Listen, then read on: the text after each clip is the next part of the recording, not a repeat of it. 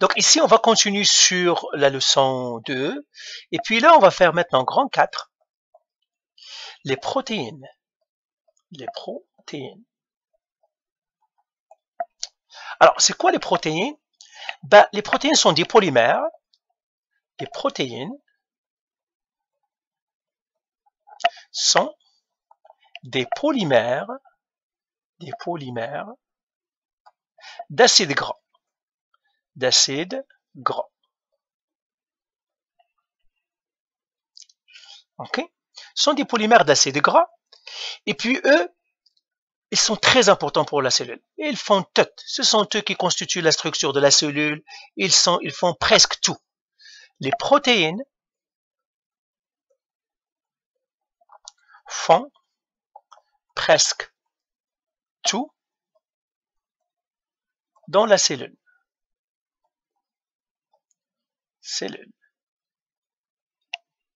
Alors qu'ils constituent la cellule. Ce sont des enzymes. Ce sont, c'est-à-dire les types de protéines qu'on peut trouver. Il existe plusieurs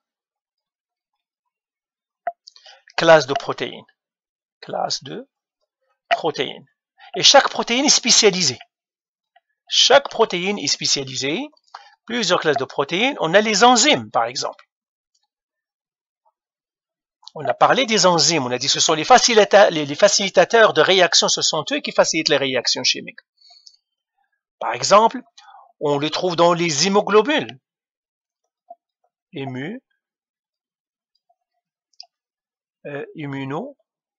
Ce sont ils nous protègent l'immunisation. Donc, immunoglobulines. C'est la protection du corps. Protège le corps. La cellule. Protège la cellule. Bah, protège le corps en fond, hein, parce que ce sont des protéines. Ils protègent tout le monde. S'ils protègent la cellule, ils protègent le corps. On les trouve dans l'hémoglobine, la kératine, la fibrine, etc. Elles font tout. Ce qu'il faut savoir, c'est qu'ils font tout. Donc, la cellule a besoin de protéines. C'est pour cela que la cellule fabrique les protéines. Alors, une protéine, on a dit quoi? C'est une protéine, c'est quoi on vient de dire? C'est un polymère. Alors, je vais continuer ici, je vais effacer tout ça. Alors, on a dit c'est une protéine. Protéine est un polymère d'acide gras. C'est ce qu'on a dit, je vais les réécrire, je sais.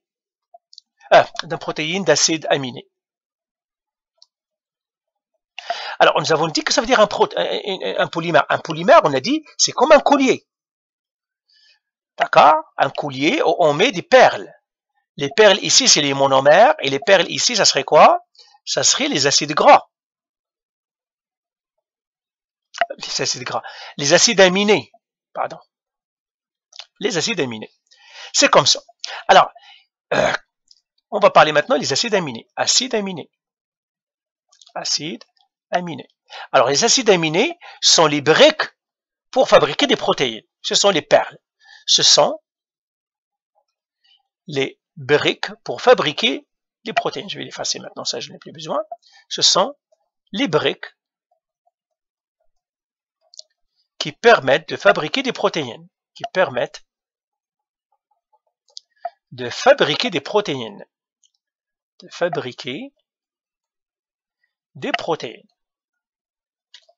C'est ça un acide aminé. Alors, formule de l'acide aminé. C'est un acide aminé. Donc, il a une formule, il a la fonction acide et il a la fonction amine. Formule. Alors, je vous remets encore à votre cours de chimie. Donc, les acides aminés, ils ont une fonction acide et une fonction amine et une fonction acide. Donc, c'est comme ça. J'aurai un carbone ici. Avec la fonction acide, je vais le faire avec notre couleur. La fonction acide, j'ai le carbone. La fonction acide, il est là.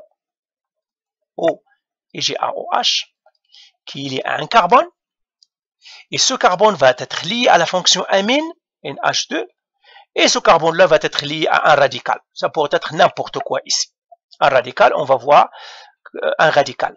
Revenez encore à votre cours de chimie. Un radical, c'est quoi? C'est tout simplement une chaîne avec carbone et hydrogène.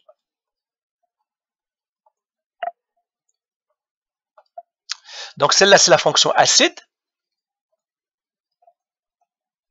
Celle-là, c'est la fonction amine. C'est pour ça qu'on les appelle acides aminés. Acides aminés. Parce qu'ils ont les deux fonctions. Maintenant, combien nous avons d'acides aminés? Eh bien, il y a une vingtaine. Il y a 20. Qui diffèrent par quoi?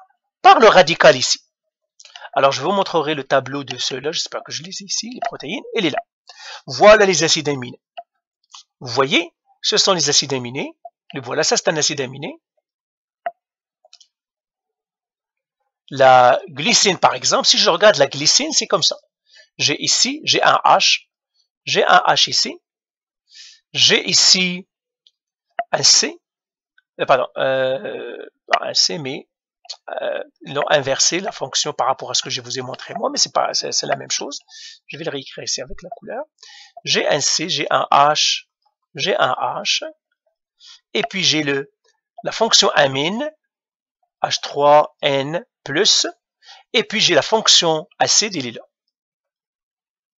Et puis ici c'est le O-. Le hydrogène qui est parti là, il est parti ici, c'est tout. Et ça c'est le R, le radical. Ça c'est le R. Le R dont je vous ai parlé ici.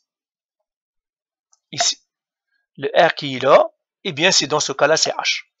Donc, au fond, où est-ce qu'il est? Voilà. C'est ça. Donc, au fond, si je regarde chaque acide aminé, ils ont tous la même chose, sauf ils se diffèrent par le R, qui est en gris ici. Vous voyez ça, le vélion saclé est toujours le même. Ce qui est différent, c'est le R. C'est le R qui diffère, mais tout le reste est le même. Si vous regardez le haut, c'est le même. Eh bien, c'est ce R-là qui va donner le nom de l'acide aminé et qui va lui donner sa fonctionnalité, etc.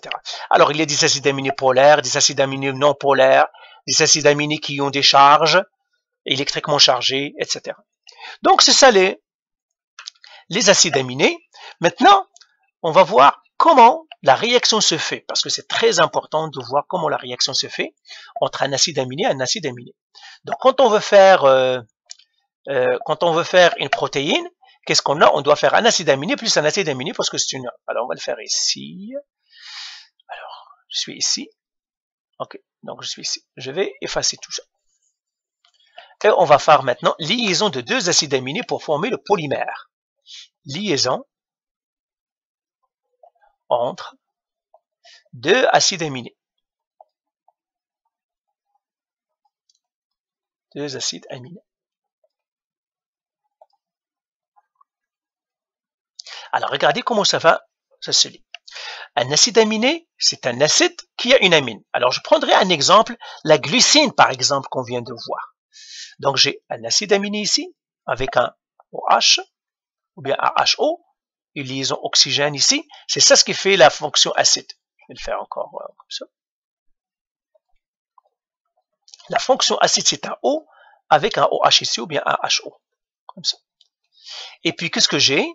J'ai un carbone qui est lié à la fonction amine, N, et puis la fonction amine c'est H2, donc je vais mettre ici un H ici, et un H ici, et puis j'ai un radical ici. Je laisse ce radical. Alors lui, qu'est-ce qu'il va faire? Il va réagir avec qui? Avec un autre. Par exemple, la glycine qui va réagir avec un autre, donc je vais le mettre ici, avec un acide, je vais le mettre avec une autre couleur, par exemple en vert, il va réagir avec celui-là. J'aurai ici un O, j'aurai ici un OH, j'aurai ici un carbone, j'aurai ici un azote, j'aurai ici un R', c'est-à-dire un autre radical, j'aurai un N avec un H et j'aurai un H ici. Ok? Et puis j'ai ici un H. Là aussi il y a un H parce que le carbone doit avoir 4 pattes. Alors ces deux-là vont réagir. Encore une fois, c'est la même chose, c'est une condensation. Condensation, c'est de l'eau qui doit sortir. Un OH avec un H. Eh bien, qu'est-ce qui va se passer? Ce H et ce OH là et ils vont disparaître, ils vont sortir. Pourquoi? C'est une condensation, parce que lui et lui, les deux, parce que la polymérisation ici, c'est par condensation. C'est une polymérisation par condensation, ils vont les condenser, et en les condensant, il y a de l'eau qui va sortir. C'est celui-là, la molécule d'eau. Alors, qu'est-ce qui va sortir? Qu'est-ce qui va rester? Alors, regardez, je vais les écrire ici maintenant. Je vais écrire ce qui va rester. La même ici, j'ai C, j'ai H, j'ai R, et puis j'ai le O ici qui reste, le HO qui reste, et j'ai le N qui reste, le H en haut qui reste.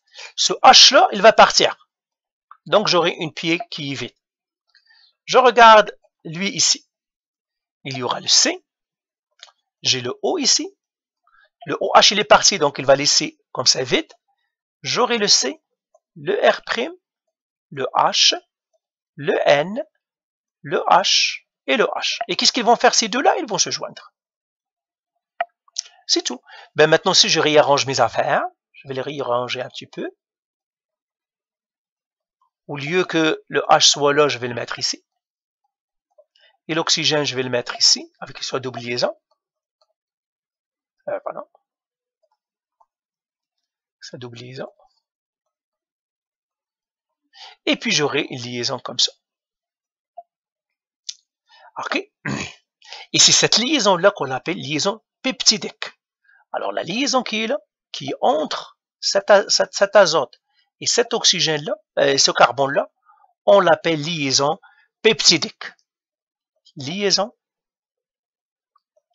peptidique. Peptidique. Ok. Alors je vais faire la même encore, parce que vous devez savoir faire la liaison peptidique. Je vais le faire pour que ça ne vous fasse pas peur. Donc je vais le reprendre ici. Oh, ça c'est déjà les kétones. Ok.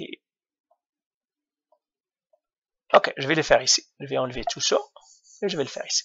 Donc je vais faire un acide aminé avec un acide aminé. Un acide aminé c'est quoi? C'est un carbone lié avec un carbone qui est lié avec un H2. Donc un H ici et un H ici. Et puis la fonction acide il est là. Un O et un OH. Ou bien HO. Mais lui il va réagir avec ici un R radical et ici un H. Lui, il va réagir avec un autre acide aminé. Alors, l'autre acide aminé, on va le représenter. C'est le même que lui ici, seulement c'est le radical qui change. Donc, je vais le faire comme ça. Carbone, carbone, azote. J'aurai un H ici, un H ici. J'aurai un autre radical R'. J'aurai un H ici. Et j'ai la fonction acide. Il y a un O ici. Il y a un OH. Ces deux-là, elles vont réagir. L'azote, et puis le groupe, la fonction azote, la fonction amine et la fonction acide vont réagir. Qu'est-ce qu'ils vont faire? Eh bien, ce OH et ce H vont sortir de la molécule.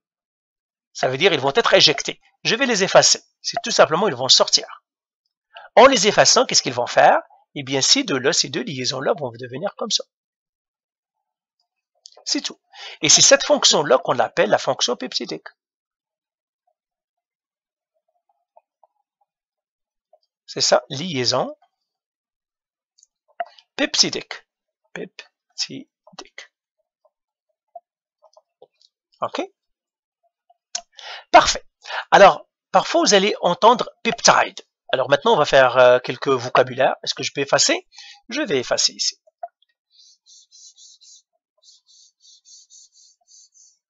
Je vais effacer ici. On va faire ici vocabulaire.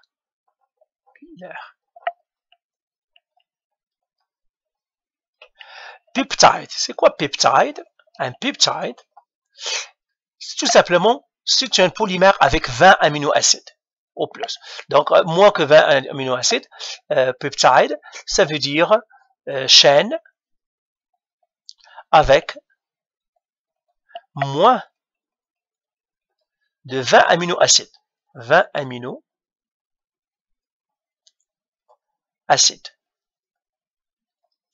Polypeptide,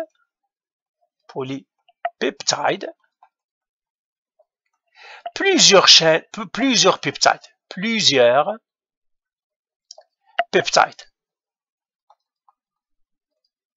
Protéines, plusieurs polypeptides. Plusieurs polypeptides. Mais, encore une fois, généralement, protéines ou polypeptides ou peptides, c'est la même chose. Quand on va parler, je pourrais dire peptide ou polypeptide ou protéines, c'est la même chose.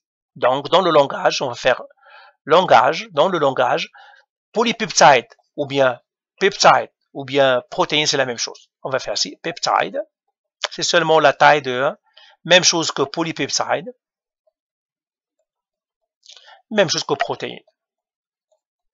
C'est seulement dans le nombre d'acides aminés qui joue, qui fait la différence là-dedans. Donc, voilà. Alors maintenant, on va parler des structures des protéines.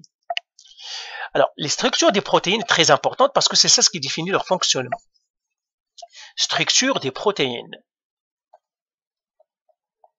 Structure des protéines.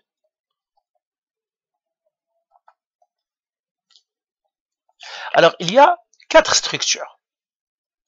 Première structure, c'est qu'en structure, on l'appelle structure primaire, c'est tout simplement un néclace. Structure primaire.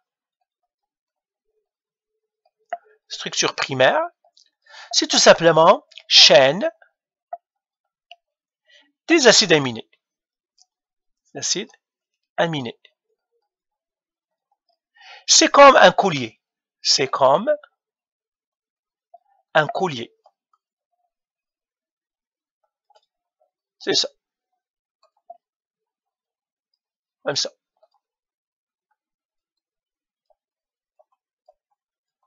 C'est comme un collier. Collier peut être gros, hein. C'est comme un collier. Tout simplement, il est comme ça.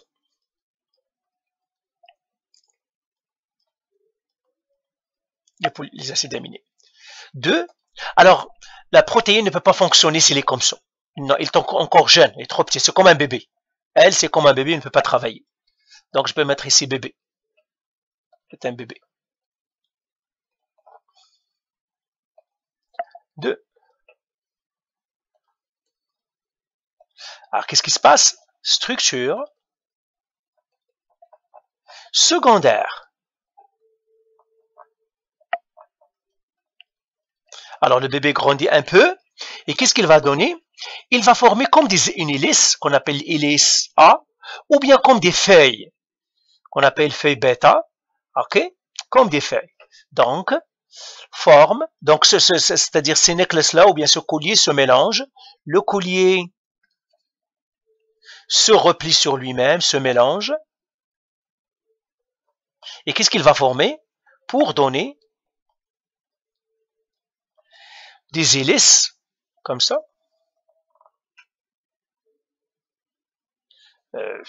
Ouais, une hélice. Hélice.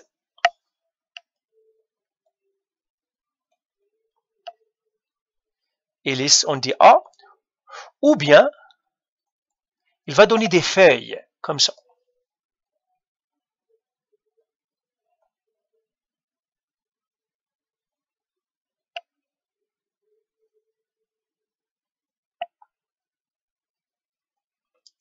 Ou bien des feuilles plissées. Feuilles plissées. Là encore, on peut dire c'est comme enfant. Il ne travaille pas, il ne peut pas travailler, il grandit, mais il ne travaille pas. Enfant, il ne peut pas fonctionner. Comme un enfant.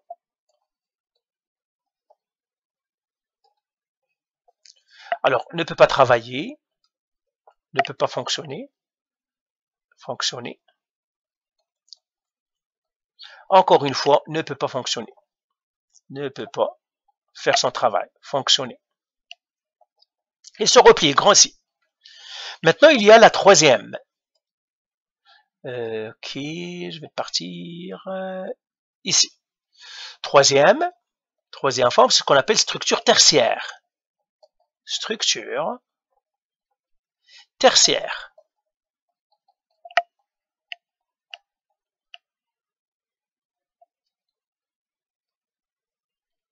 Ok. Alors ici, qu'est-ce qu'il fait? Eh bien, se présente lorsque centaines, d'accord, donc des centaines de chaînes se mélangent. De chaînes se mélangent. Et qu'est-ce que ça nous donne? Ça nous donne quelque chose comme ça nous donne quelque chose vraiment mélangeant. Par exemple, ce mélange. Mais encore, il est adolescent, je vous mettrai adolescent. Mais il ne peut pas encore travailler parce qu'il est à l'école. Ne peut pas encore travailler. Ne peut pas travailler. Il y a quelques-unes qui travaillent. Et puis, il y a quatrième. C'est ce qu'on appelle quaternaire. Structure quaternaire. Alors là, c'est différents types de protéines qui se mélangent. Différents types de peptides, de polypeptides qui se mélangent. De protéines, différents types de protéines se mélangent. Et on aura quelque chose comme ça par exemple. On aura celui-là par exemple. Mais il y a quelqu'un d'autre qui se mélange avec lui. Pour avoir un troisième aussi par exemple.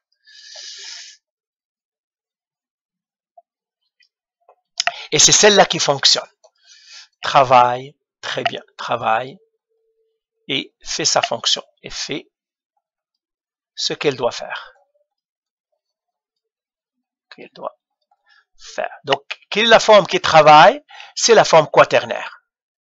Ok? Donc, voilà, je vais m'arrêter ici.